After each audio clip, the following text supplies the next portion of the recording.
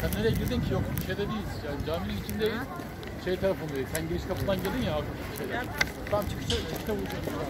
Bak tamam. Belki görebilirsin.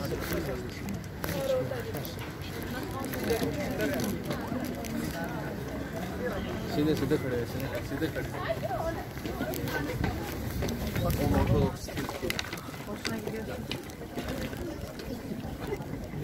Hagia Sophia.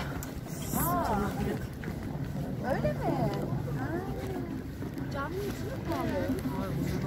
Ne var ki? Ne var ki?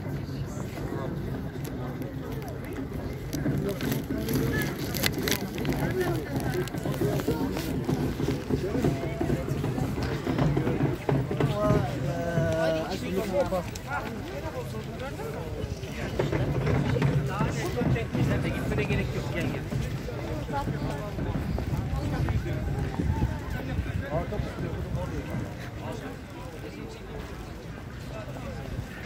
Yalnız büyük bir cami yapıyorum.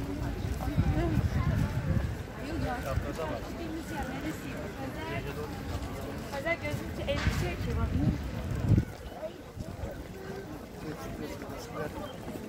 Bir şey yok.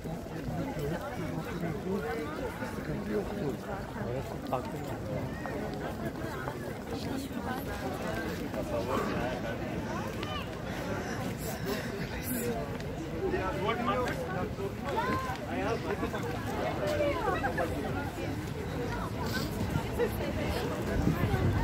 Times Television C1.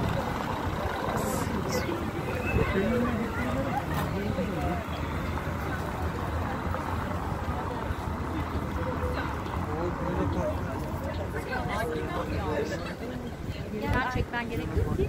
Hepsini alır. Bir şey almadın mı?